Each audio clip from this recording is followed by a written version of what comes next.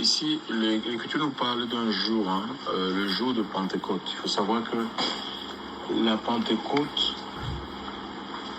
n'est pas la célébration, c'était une fête juive. Donc les Juifs, ils avaient 7 fêtes, dites fêtes de l'Éternel. Et ces fêtes-là, dans ces 7 fêtes-là, il y en avait 3 qui étaient des fêtes de pèlerinage, d'accord?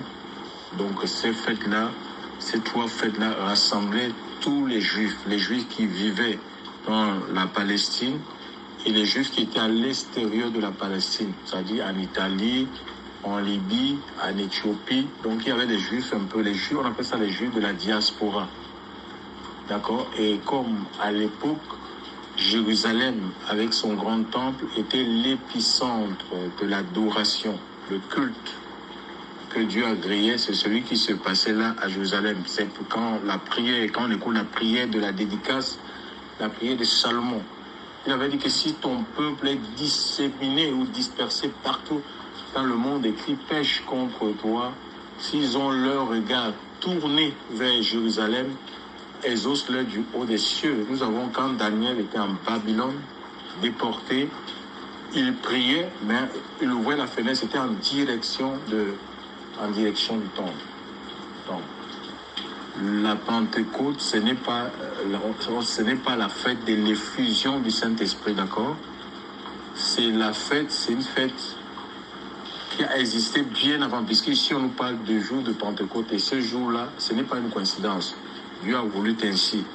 L'Esprit de Dieu est descendu sur la vie des 120 qui étaient dans la chambre haute. Parce que Jésus leur avait dit, après qu'il soit ressuscité, il a fait 40 jours enseignant des choses qui concernent le royaume, qui le concernaient.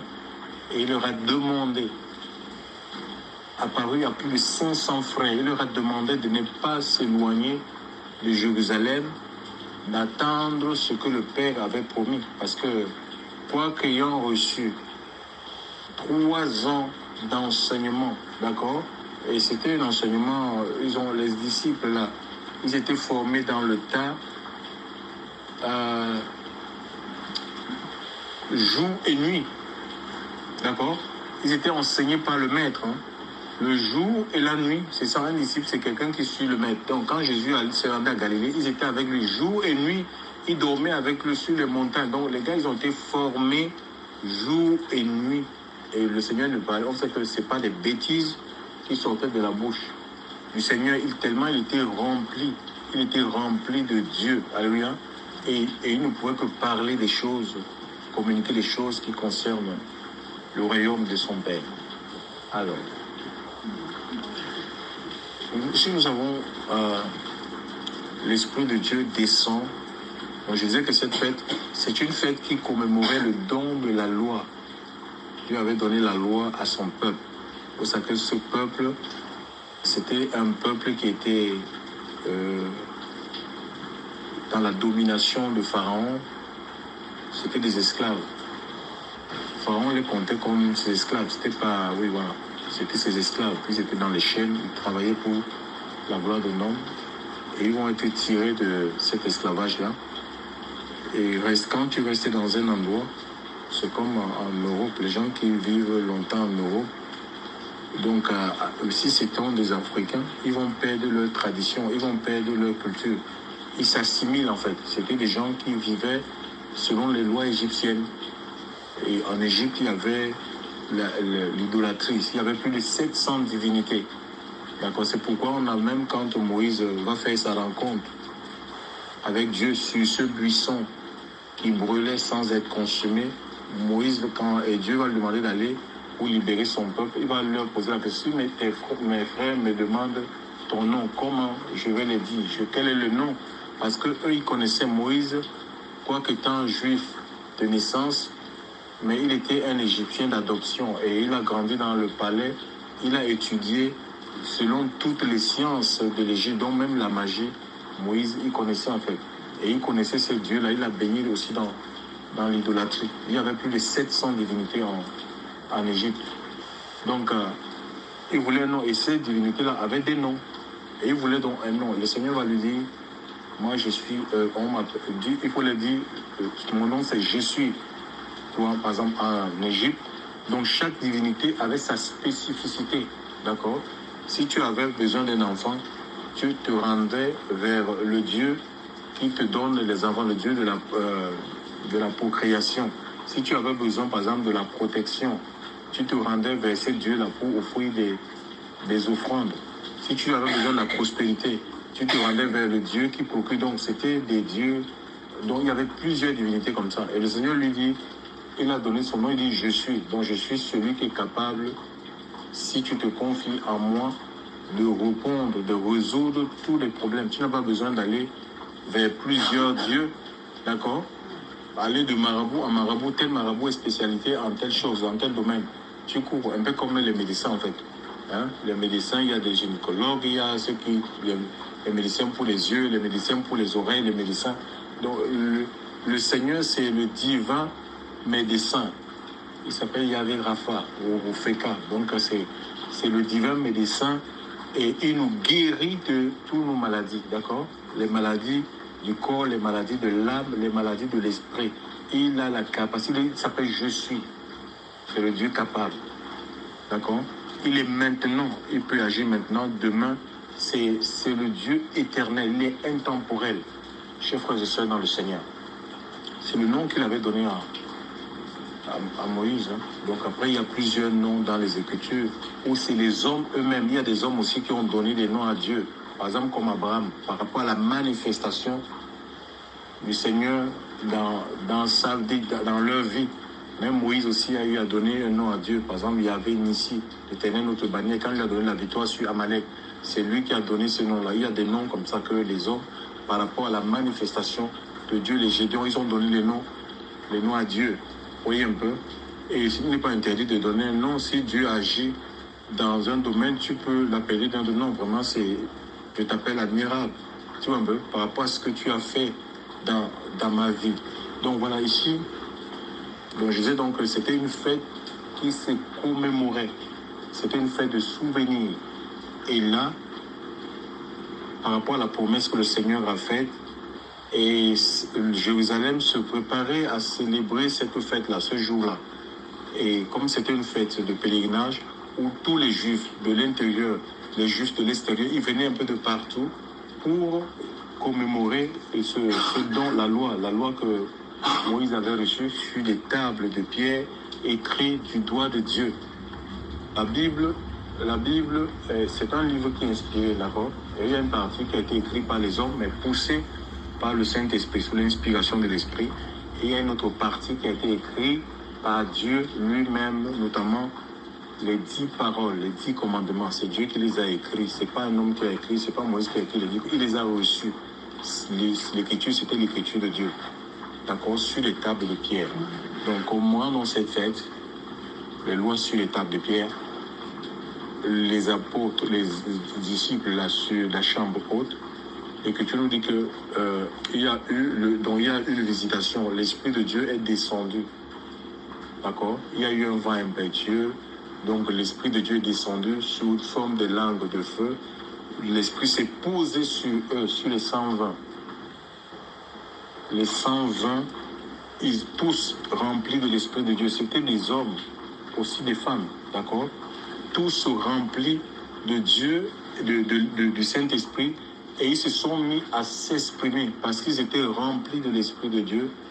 L'Esprit de Dieu va prendre le relais. Ce n'est pas, ils ne s'exprimaient pas dans la chair. Hein. L'Écriture nous dit qu'ils se sont mis à s'exprimer en d'autres langues selon que l'Esprit les conduisait. Ce n'est pas eux qui conduisaient l'Esprit, d'accord? Ce n'est pas eux qui contrôlaient ça, mais selon que l'Esprit de Dieu les donnait de s'exprimer. C'est comme ça, il y a plusieurs expressions en fait. Hein. Quand on se donne dans la maison ou dans la maison de la foi, dans l'assemblée de Dieu. Donc Dieu va nous donner une expression qui est unique, qui est spécifique, même en ce qui concerne les prières. Si nous on est tous remplis du Saint-Esprit, je vais prier avec mes mots, d'accord? Je ne veux pas rentrer dans un mot, je ne veux pas prier comme le pasteur. ce n'est pas en priant comme le pasteur que tu seras entendu avec les mots du pasteur. Ça fait comme un moule en fait. Tu vas prier avec tes mots, avec ton cœur, d'accord? Et Dieu t'entend. C'est comme ça. Avec tes capacités naturelles en fait. Il faut être le plus naturel possible. Il ne faut pas rentrer comme dans la peau d'une autre personne. Parce qu'il y a des gens parfois, même prêcher, ils veulent prêcher comme Dieu. Oh mes enfants! Moi je vois dans l'histoire de prêtres catholiques. Non, il faut être naturel possible. Hein. C'est pas. C'est comme ça. On est un peuple d'adorateurs et Dieu nous utilise tel que. Dieu nous utilise tel que. Dieu nous utilise tel que. Dieu nous utilise tel que nous sommes. Hein. Donc voilà. Et ici, les langues qui étaient parlées là, c'était des langues usuelles. C'est des langues ou des langues naturelles, maternelles, vernaculaires, des langues que les gens pouvaient comprendre. Hein. Donc, on parlait l'éthiopien, on parlait l'arabe, on parlait l'italien. Donc, et pourtant, ces sangs-là, ils n'avaient pas appris ces langues-là à l'école. D'accord? Maintenant, l'Esprit de Dieu peut nous faire parler. Il y a des langues des anges. D'accord? Ou ce qu'on appelle le parler en langue. Donc, ça peut être des langues qui ne sont pas des langues humaines, des langues du ciel. Et ça, bon, l'écriture, ça c'est notre enseignement, il faut l'interprétation, d'accord? Et l'écriture dit, même quand on est en assemblée, s'il n'y a pas, on peut se parler à ça. Il y a des gens qui peuvent avoir le parler en langue avec l'interprétation en même temps. Donc la personne va parler et directement, il va sous forme de prophétie en fait. D'accord? Donc, où Dieu va donner une personne, il peut le parler en langue et l'autre, une autre personne qui va donner l'interprétation de cette langue. Mais le jour de la Pentecôte, là, c'était des langues qui étaient parlées par la populace qui se trouvait ce jour-là. Et ces gens-là, ils étaient étonnés, mais ils disaient, mais comment les Galiléens, ces Juifs-là, ils parlent des langues, ils parlent nos langues. Tu vois, donc, et c'était l'accomplissement aussi de la prophétie de Ésaïe 28. Il avait dit, c'est pas des langues étrangères que je parlerai à ce peuple. D'accord? Donc voilà, on a l'accomplissement du prophète Ésaïe 28 au verset 11. Maintenant, il y a un problème. Il y a beaucoup de gens qui pensent que quand on ne parle pas en langue, on n'a pas l'Esprit de Dieu, ou on n'est pas rempli de l'Esprit de Dieu. Ce n'est pas vrai. Je crois que c'est 1 Corinthiens 12 qui traite de ça. Tous parlent-ils en langue? Non, tous ne parlent pas en langue. Mais on a une manifestation de la part de l'Esprit. Une preuve que nous sommes remplis du Saint-Esprit, c'est une vie qui est transformée. L'Esprit de Dieu vient, premièrement, pour nous transformer. Parce que le parler en langue, il y a aussi le parler en langue satanique. Le diable, tu peux parler en langue... le démon peut te faire parler en langue si tu n'habitais pas le démon. Mais le démon ne peut pas produire la sainteté en toi, la haine du péché. Voyez un peu? Et ça, c'est la mission première de l'Esprit de Dieu. C'est de nous sanctifier, d'accord? C'est de nous sanctifier, c'est de nous mettre à part. C'est ça, une vie où quand le Seigneur vous les reconnaîtrez au fruit, c'est ça. C'est pas au miracle. Parce que le miracle... Satan peut produire les miracles. Hein? Donc, Dieu ne se repent pas de ses dons. Quand il a été chassé du ciel, il est parti avec toute sa puissance. C'était un ange très puissant.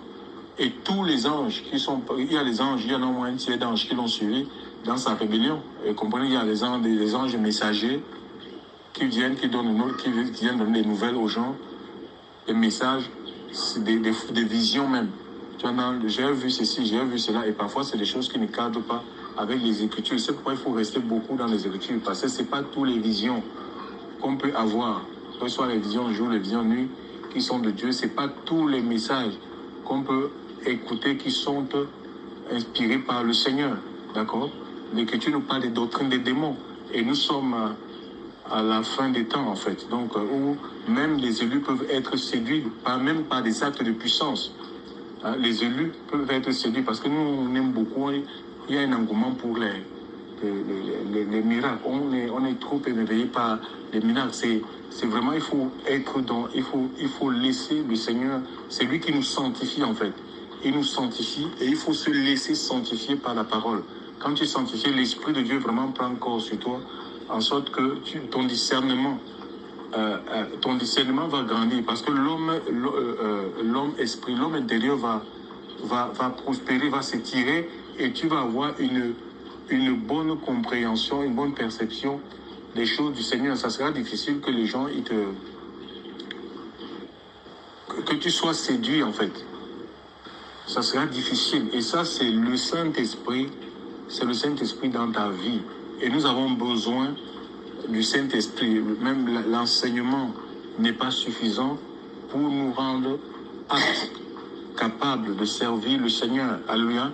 Si c'était capable, le Seigneur ne leur aurait pas demandé de rester à Jérusalem. Jérusalem qui est la ville sainte, c'est-à-dire dans la sainteté, hein, dans la sainteté sans laquelle c'est difficile de voir le Seigneur agir. Maintenant, oui, donc Jérusalem, là aussi, c'est le symbole de la sainteté. Dans la sainteté, ils étaient dans la chambre haute, donc ils étaient des gens comme séparés, mis à part dans le jeûne, dans la prière, jusqu'à ce qu'ils ont reçu ce qu'on appelle l'onction sur eux. Le Seigneur avait soufflé. Avant d'être enlevé, il avait soufflé l'esprit en eux pour qu'ils comprennent les Écritures. L'onction, on a besoin de l'onction en nous. Alléluia.